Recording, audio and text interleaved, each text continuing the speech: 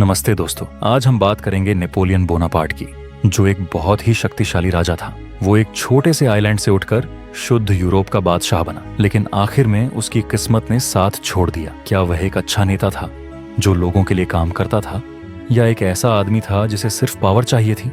आज हम उसकी जिंदगी की पूरी कहानी समझेंगे। नेपोलियन का जन्म 15 अगस्त 1669 को कोर्सिका द्वीप में हुआ। कोर्सिका फ्रांस और इटली के बीच में एक छोटा सा द्वीप है। हमारे समय कोर्सिका जेनुआ रिपब्लिक के कंट्रोल में था, लेकिन वहां के लोग अपनी आजादी के लिए लड़ रहे थे। नेपोलियन का हीरो था पास्क्वेल पाउली, जो कोर्सिका की आजादी की लड़ाई का नेता था। लेकिन 1768 में जेनुआ ने कोर्सिका को फ्रांस को बेच दिया और फ्रांसीसी सेना ने विद्रोह को खत्म कर दिया। नेपोलियन के पिताजी कार्लो, जो पहले आजादी की लड़ाई में थे, उन्हें फ्रांसीसी सेना ने साथ देना शुरू कर दिया। इसे नेपोलियन को बहुत दुख हुआ और उसने अपने पिताजी को कायर समझना शुरू कर दिया। नेपोलियन के पिताजी के कनेक्शन की वजह से उसको फ्रांस के मिलिट्री स्कूल में पढ़ने का मौका मिला। फ्रांस में एक कोर्सिकन होने के नाते उसकी हंसी उड़ जाती थी। अकेला महसूस करते हुए उसने किताबों में सुकून ढूंढा। गणित, इतिहास और भूगोल में बहुत रुचि थी।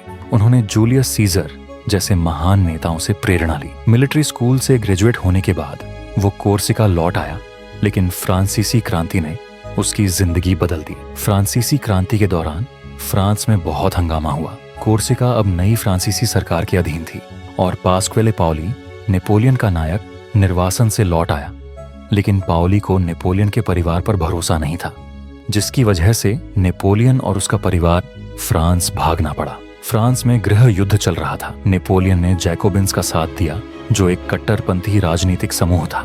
1993 में टूलोन की लड़ाई में उसकी रणनीति ने पहचान दिलाई। सिर्फ 24 साल की उम्र में ब्रिगेडियर जनरल बना दिया गया। लेकिन क्रांति का रंग बदला और आतंक के द्वार में हजारों लोगों को फांसी दी गई। जैकोबिन्स के गिरने के बाद नेपोलियन को जेल में डाला गया, लेकिन जल्दी ही उसे छोड़ दिया गया। 1795 उसने पेरिस में शाही विद्रोह को दबाया और पॉल बर्रास का पक्ष जीता। नेपोलियन को इटली की सेना का जनरल बना दिया गया। इटली में उसकी जीत ने उसे राष्ट्रीय नायक बना दिया। लेकिन नेपोलियन के सपने और बड़े 1798 में उसने मिस्र पर हमला किया ताकि ब्रिटिश व्यापार मार्गों को रोक सके। वो सेना में असफल हुआ, लेकिन वैज्ञानिक खोजों जैसी रोसेटा स्टोन ने उसके अभियान को महत्वपूर्ण बनाया। अपनी विफलताओं के दावे नेपोलियन फ्रांस में एक हीरो की तरह लौट आया।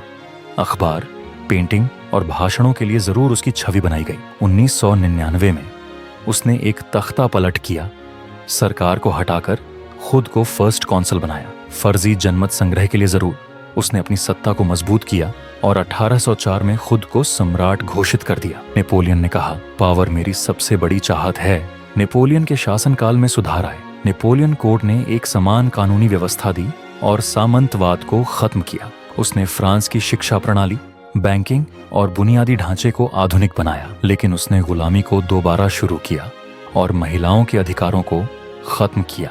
उसने यूरोप में क्रांतिकारी आदर्शों को विफल कर दिया, लेकिन अपने परिवार के सदस्यों को विजित क्षेत्रों का राजा बनाया। नेपोलियन की महत्वाकांक्षा ने लगातार युद्धों को ढकेला। उसके महाद्वीपीय व्यवस्था, जो ब्रिटेन के खिलाफ आर्थिक नाकेबंदी थी, विफल हो गया जब रूस ने उसको चुनौती दी। 1812 में नेपोलियन ने रूस पर हमला किया, लेकिन उसकी सेना बर्बाद हो गई। 1814 में यूरोपीय शक्तियों ने मिलकर उसे हरा दिया और एल्बा द्वीप पर निर्वासन कर दिया। वो 1815 में लौट आया, लेकिन वाटरलू की लड़ाई में उसकी फाइनल हार हुई। नेपोलियन ने अपने आखिरी दिन सेंट हेलेना द्वीप पर निर्वासन में गुजारे और 1821 में उसकी मौत हो गई। नेपोलियन की विरासत एक विरोधाभास है।